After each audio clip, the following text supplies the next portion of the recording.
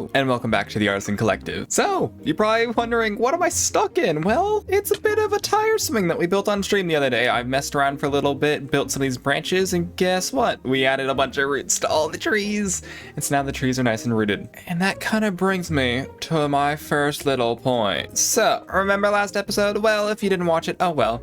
Last episode we were supposed to do tips and tricks, and then I never got to it because I was too busy making trees. Which means this episode, you're getting all your tips and tricks that you will ever need for plants. So, starting off very soon. First tip and trick, roots on trees. All trees have roots, or at least most of them, I feel. Roots are very important for trees. Some tree kinds maybe don't have as many visible roots, but trees always warp into that kind of root shape at the bottom. Now there are some trees with deeper roots and then you won't see it. It involves a little bit of looking up on the Google or whatever search engine you use. But trees like, for example, birch trees have very visible roots because they have very shallow root systems. So adding some visible roots like this kind of ties it to the ground, makes it seem more stable, especially with much bigger trees like I've done here. And staying on the topic of trees don't always have to be just leaves. Now I know it looks like there's a bunch of leaves in the tree right now, but actually there's pickles as well. There's pickles in the trees. I know. There's pickles in the trees. You can actually add pickles, grass, moss, other little bits and tidbits of things to kind of make it look more like leaves, especially since leaves are not always going to be uniform. There's going to be little stick-up bits. There's going to be little itty-bitty leaf particles flying in the wind. You know what's a good thing for that? Candles. Candles are a great thing for that. I don't have any examples in my base at the moment for candles, but I might add some soon. Especially over there. But there's a couple little tidbits about trees. So what do we go and share some tips on next? Probably bushes, wouldn't you think?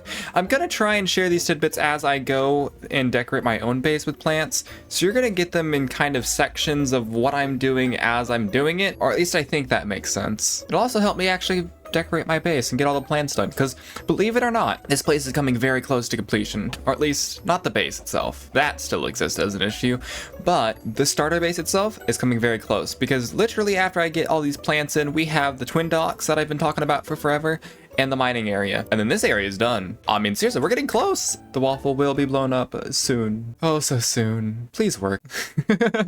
I've been trying so hard to get that thing to work, but I'm getting distracted. We were supposed to be doing bushes. So as you can see, all over the base, I have these little clumps. Now, I don't like these clumps. These are mainly stand-in type deals. And I just wanted to get a base done, so I got the grass, I got the bushes, just kind of where I wanted to go. And as you can see, I'm standing on one that's actually different. So whenever I first did this, I thought that this is what I wanted. I wanted these kind of leaves. I was so wrong. Azalea leaves were not the way to go with bushes. It doesn't fit the ground. They're very bright. And I didn't want them to stand out very much, because in reality, bushes are going to be different colors, especially if you're using a berry bush. And I kind of want to put some bushes that are strawberry bushes around the place, and I can't really do that if all the bushes look like this. So one thing to think about with bushes, it's kind of like the trees. You want some airy bits. So like leaves, for example, I specifically use, I think it's like 80% air, 20% leaf.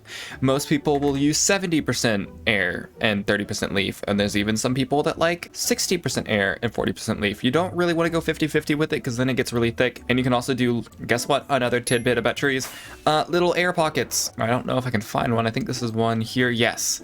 So even though there's some fences in the way, I've kind of just dug out all the leaves that go all the way up. It lets light down, so it actually lights up the area. But oh my goodness, I know I said I was moving on from the trees, so I'm gonna get away from that tree. No more about the tree. I need to go to the bushes. Okay, so bushes. Bushes are the same way, like I said. They're kind of a bit airy. You don't want them to be so clumpy and uniformy. Like this is too dense. This is a dense bush. Bushes aren't dense, kind of like trees. So I've kind of strung it out, and there's a bunch of little offshoots and little clumpy spots where it does kind of clump up, but then not really. Especially untrimmed bushes, they're gonna look like this. Now, if you have a trimmed bush, I don't really have any sticks on me, but if you have a trimmed bush, of course, you might have like a stem, and then it's like, oh, you wanted a square bush because it got trimmed? Well then, yeah, probably examples like that. It would be fine to have a clumpy bush. But in my case, because these are ungroomed bushes, that's probably what I'm gonna go with. These kind of bushes also go very good for forests. If you have a forest, you don't really want it to look like your bushes are well trimmed. Because I don't think bears trim bushes. and I don't think the squirrels are going to do it either. So in forests and stuff, you're going to have some very messy looking bushes. You're going to not have it uniform whatsoever. And so just having that little bit of airiness to it and randomness, you're going to have a much more natural looking bush. And as you can see, after a little bit of messing around, I've actually combined what it used to be over here with the bush over here to make this bigger bush, to kind of create this bank, kind of lead the path around. And I think it's going to work pretty nicely for what I want to do, because I think having a couple more bigger bushes rather than a lot of these smaller bushes, they're going to stand out more, they're going to be nice and prominent, and they're still going to look nice and bushy from afar. Because anyone who's been watching my videos for a while will know that from afar, I mean from this area at least, you're going to need to be able to see stuff. And while it paints a picture from afar, as you can see, the little bushes don't really stand out. And that's not very nice, is it now? So if you want your base to look good from afar and up close, maybe considering some banks of bushes rather than little tiny bushes, especially, like I said, if they're overgrown, might be a good choice for you. But give me just one moment to get some of these bushes in here real quick, and then we can move on with our tips and tricks. Just like that, the bushes are now switched out. So now I've switched over all of the little random nubs over to these nice oak bushes, and they stand out way more. They're not some almost like a yellowish green. I mean, azalea's always been kind of a brighter, almost yellowish green, and so now they're the cooler kind of green. They fit in with the lane a lot more, but they still do their job and stick out a bunch. And as you can see, I've changed up some of the shapes, and I've made some of them more of these like longer kind of strands of bushes, and then some of them are itty bitty. So now there's a lot more variation, and they're scattered everywhere, and you can actually see where they are now. But there's still one thing I want to do to them. We can still kind of take some bone meal and make some of the grass around them much taller than around everywhere else. Just kind of blend them in, you know, get some tall grass going, because why not? Now if flowers appear like that, no, remove the flowers. And you're gonna kind of see a common theme, especially with the tall grass, where anything that something exists, for example, a pole, maybe a tractor bit, maybe it's maybe a rock, you know, anywhere where there's something that sticks out of the ground. Because this area is going to be so overgrown, I'm trying to get that feeling of grass being untrimmed or harder to reach places being not well kept. So I've been adding a bunch of this taller grass around some of these areas that stick up more. And especially around the house, in a moment here, I'm going to do the same thing. So like around these rocks, what you can do is you can take just bone meal. Bone meal, pretty simple enough, and get some of this taller grass going. And this looks so much better. And then as you can see, there's where some of that tall grass is going. So I'm going to spread all of this around real quick. And there you go. I switched it out. Now, it may not seem like I did much to a lot of people, but as you can see, if I go down on the ground here, there's a lot of tall grass now. It's everywhere. Anywhere where there's something that's taller than the grass around it.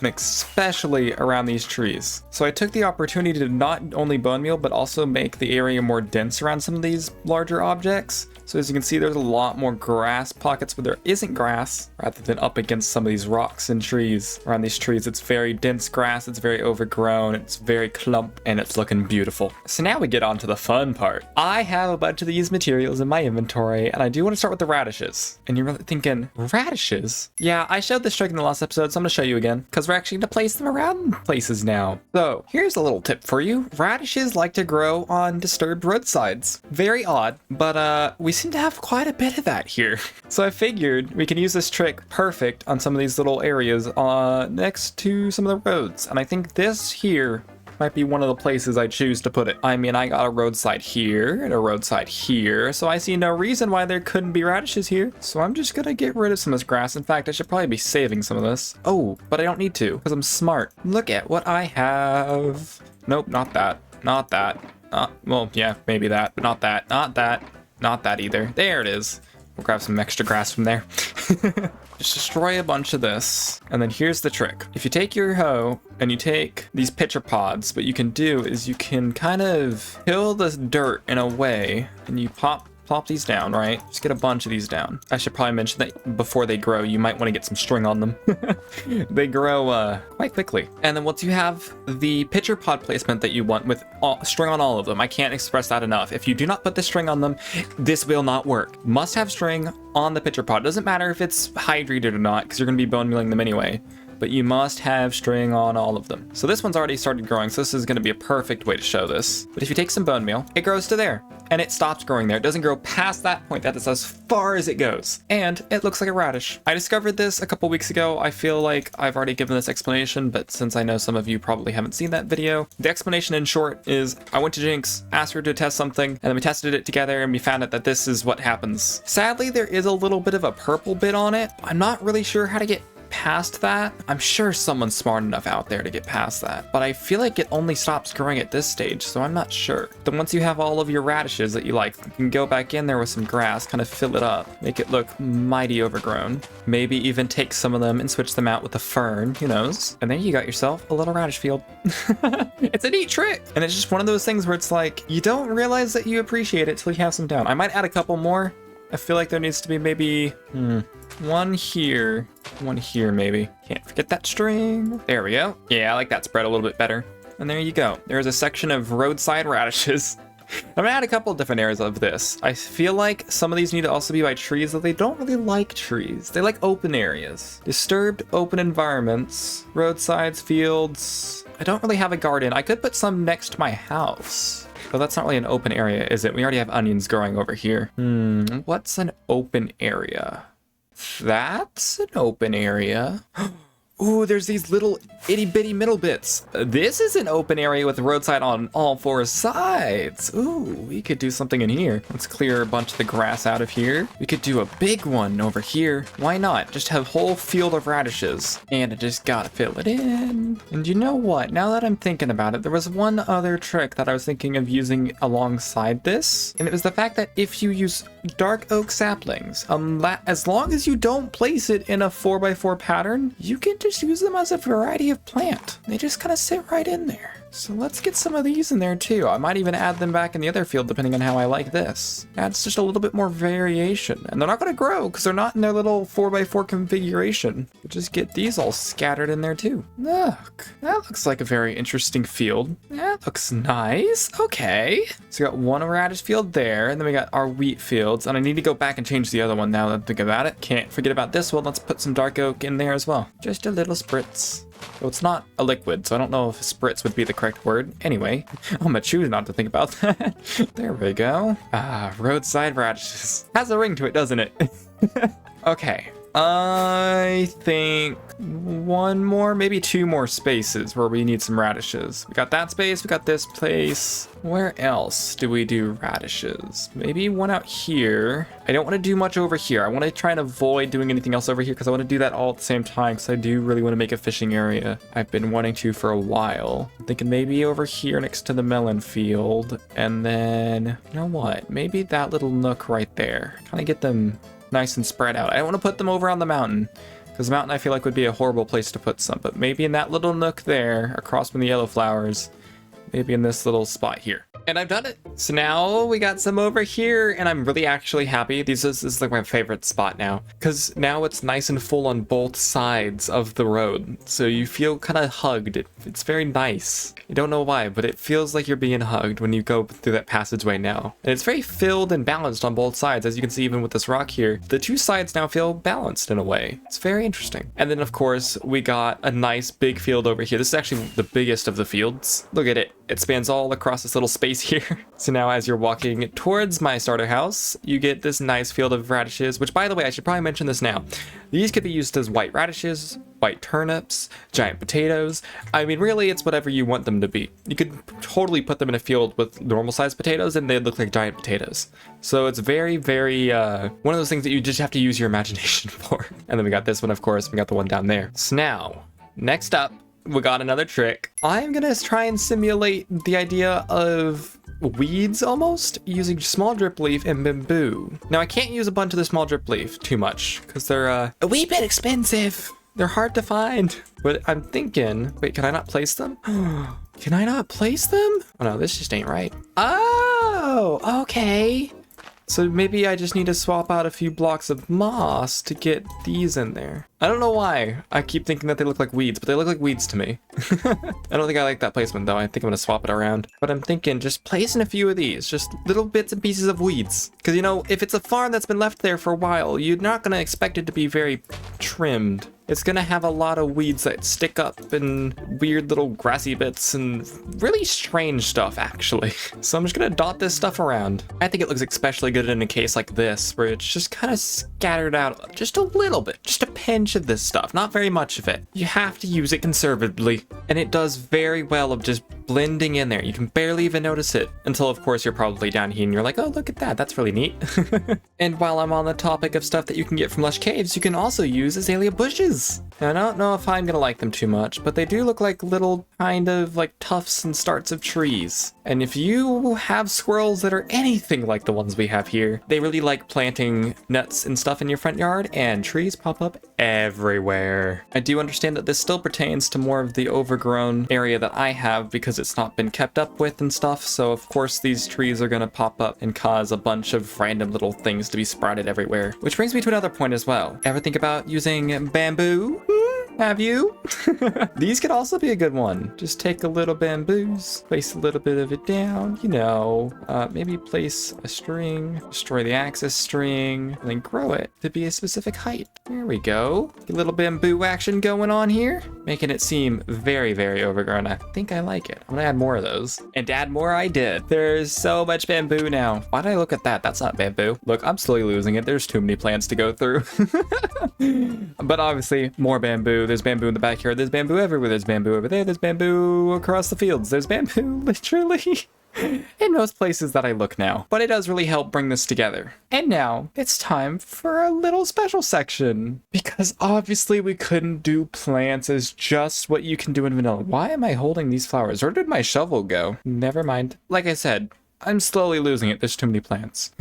We can't only do vanilla stuff. There's also some modded stuff that we have access to on the server. For example, the armor poser mod. It's a mod that allows us to pose armor stands wherever we like. Super fun. And you know, I had to do just a whole section based off of that alone, because I know that there's other servers out there that use it. I know that not everyone has access. I'm not going to call this a tutorial, but tutorials that use it, I don't know if that makes sense. Hopefully that makes sense. So I figured it might be nice to make little sections of literally just a bunch of armor stand stuff. So here we go. Here's the blitz section of just armor stand stuff. For one, you could make strawberry bushes, and thanks to Richie, a big strawberry.